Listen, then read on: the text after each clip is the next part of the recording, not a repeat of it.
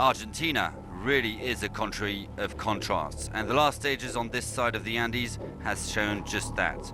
The remaining competitors of the Dakar witnessed all kinds of conditions, from heat to rain, from dust to mud.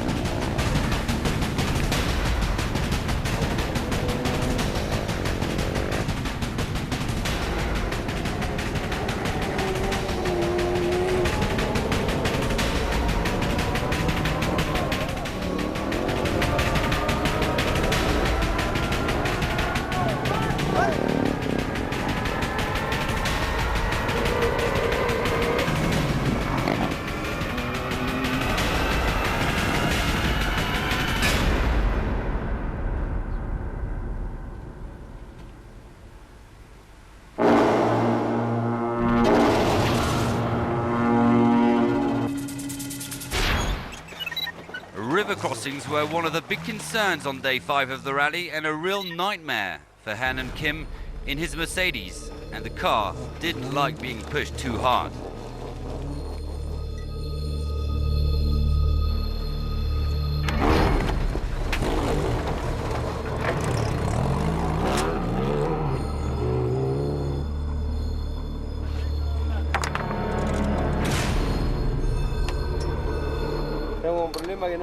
We have a problem with the engine.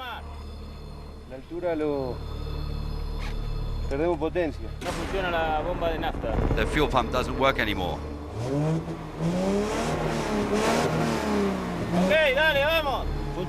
Oh, and now it works. But their story wasn't quite over.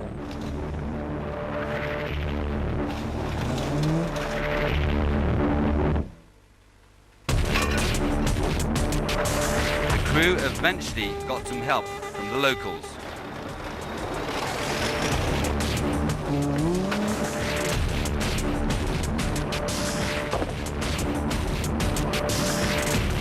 And after blocking several other competitors, they were free to carry on.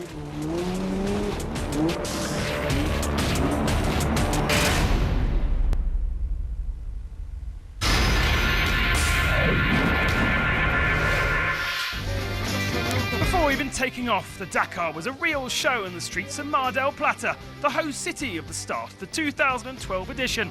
The Minis, the Toyota, the local heroes, and of course, the Hummer of Mr. Gordon. But the real action and drama was symbolised by one man during the Argentinian part of the rally, the title holder Nasser Al-Attiyah. And it was a real roller coaster for the Qatari driver in his brand new Hummer. Fast, spectacular, but not really that trouble-free. Everything is new for me, you know, and I must thinking, you know, different because we are not official team. You will not win the Dakar 2012? Maybe yes, maybe no. In the other Hummer, the orange one, Robbie Gordon was well on par. He remained within shooting distance of the podium. One of the three former Dakar winners with Peder Hansel and Alatia, Giniel de Villiers impressed and surprised in his Toyota. Still a long way to go. We've got to keep it there, but if you told me in the beginning of the rally you're going to give me second place on day 4, I would have taken it for sure. Meanwhile, the Dakar was a nightmare for Alfie Cox. His Volvo ended in flames on day 1. Frenchman Christian Lavier failed to go further than day 3. His Dassault prototype finding hard to deal with the altitude. As always, the Dakar is sometimes short and cruel for the amateurs. The Mini Armada have been impressive since the start of the event. Not the slightest upset for rally favourites. The X-Ray boys took command of the standings in stage 1. Nowitzki taking victory. Being quiet on the first streak is often good news, and Nani Roma in the yellow Mini finished the last 4 stages within the top 5. He's currently 3rd overall.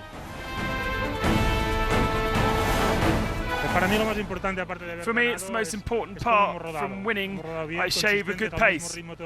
I have consistent driving, and if a win comes, that's fine. Otherwise, it doesn't matter. Every day I have to drive well, not too far off a good place. Also a contender for overall victory, Krzysztof Holowicz became the first Polish driver to lead the overall standings after day 3. He also captured his very first win in Fiambula. The Polish guy who is first time leading the rally is amazing. It's fantastic, but I understand that it's the beginning of the rally. He isn't known as Mr. Dakar for nothing. As expected, Stefan Peder Hansel looked to be the man to beat. He showed what a solid, experienced driver he is. On the way to his first spot overall, he captured stage victory in Chilecito, his 24th of his career, his 57 in all categories. No, there isn't any team orders. We'll try and do our best. There's no strategy. We just need to be out in front, that's all. And he is in front, ahead of Holowicz and Roma, the 3 minis leading the top 3. Robbie Gordon 4th, and Giniel de Villiers in the Toyota in the top 5. Coming next, we've got all the action from the truck category. The big boys are out in the desert.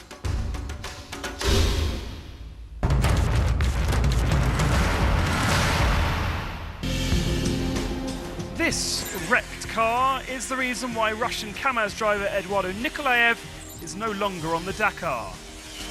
After hitting the rear of the Toyota, the De Palma brothers, the KAMAZ truck has been excluded from the race for unsportsmanlike behaviour.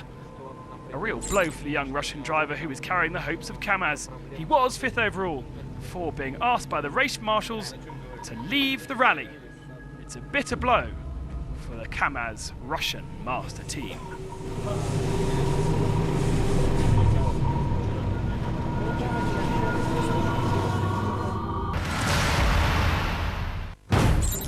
Orlando Terranova had to quit the race this morning because his co-pilot left for personal reasons.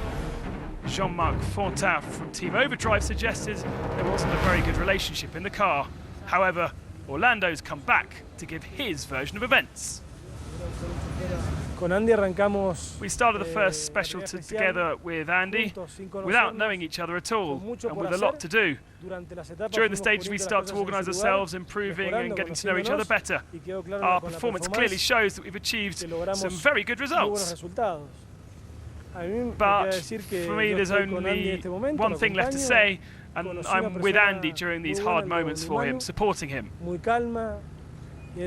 I met a great person regarding his human side. He's very calm, and therefore I have to understand and support him. Brazilian Guilherme Spinelli had been going well up to the middle of stage 5. A heavy impact with the sand didn't help his cause, but things got a lot worse when he came near the end of the stage. Estamos sem alternador, We've deu had problema no some alternador alternator problems e and the acabou battery is completamente now a completely bateria. down, so Parou tudo do obviously carro, the enfim, car parou toda a parte just elétrica, parou o won't motor. start. He also received unauthorised help to finish the stage and decided to quit anyway. A sad way for the Mitsubishi driver to end his Dakar hopes.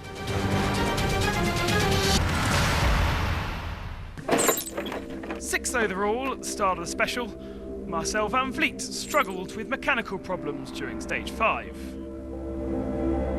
We passed the dune, we hear a noise and we have a problem with the engine, so we called now for assistance because we think it's a big problem. Indeed, it was a very big problem. Early in the morning, the MAN truck was still stopped at kilometre 90 in the Fiambula Special.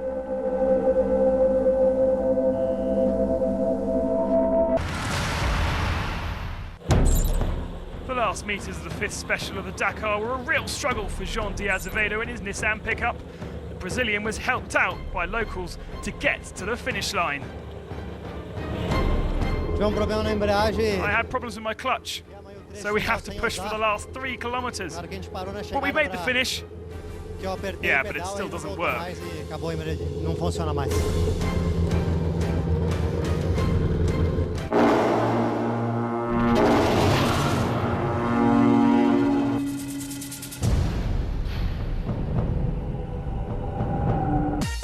The massive trucks are always a treat for the Dakar spectators as they rolled out of Mar del Plata.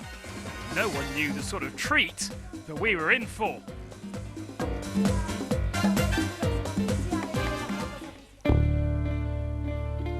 Stage 1, and Marcel van Vliet took the first advantage, like he'd done in 2009 aboard his MAN. It wouldn't last long though, he soon slipped down the general standings, and now is out.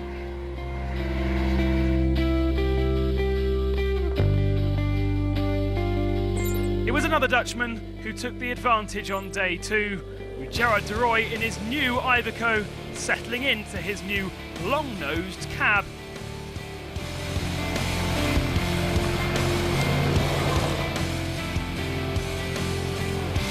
Eventually, he's won 3 of the specials and is going into stage 7 with a slim lead.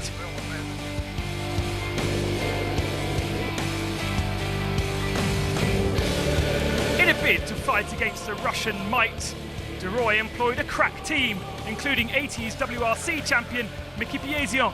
The Italian took a stage win on day 3 and looks mighty comfortable aboard his Iveco.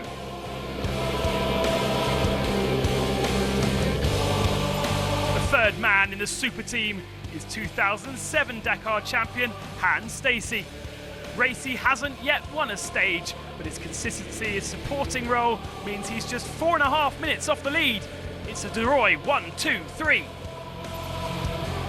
Best of the rest is Silk Grey Rally winner Alice Lopez in his Tatra. The quiet Czech has been rumbling up the order since leaving Mar del Plata and is now the best placed truck to strike the Dutch team. But he's a lone ranger with no teammates.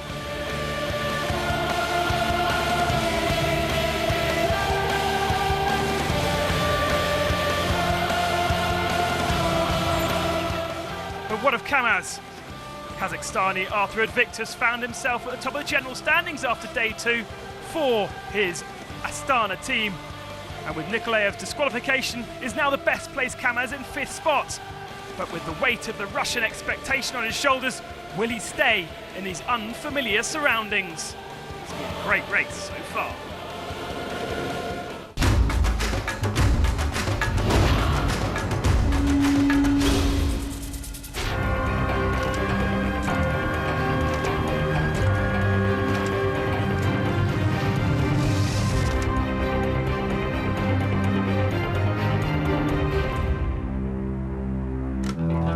In 1988, for the 10th edition, the Dakar celebrated its largest entry with 603 competitors unleashed for the first African special between El Wood and Hassay Massoud. That year, Ari Vatanen and Juha Kankkunen were in Peugeots, but the bikes seemed to struggle with the difficult terrain, as would be normal on the Dakar. Then came the reports from the finish line. Very difficult. very, very difficult indeed. Imagine for the trucks. It's very difficult, especially for the amateurs. René Medj, who had designed the course, had warned about the difficulty of the stage, but neither him nor competitors were expecting such a nightmare. Everyone was stuck at some point in the furious desert. Hubert Aurel abandoned. Cyril Neveu fell and broke a handlebar on his bike. The trucks moved on as they could, but many were buried in the Algerian desert. And when night fell, the desert looked like a mechanical cemetery.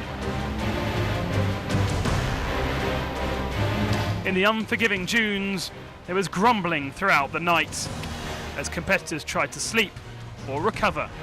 And by the early morning, the situation hadn't really changed.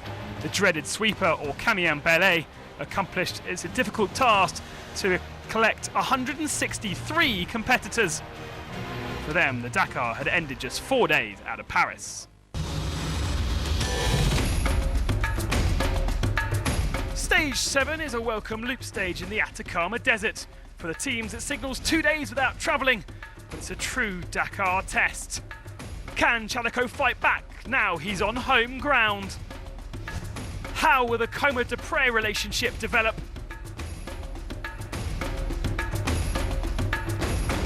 And will the Mini cope with the deep Atacama sands? Just how will Copiapo treat us? All this and more when the Dakar adventure continues. Dakar!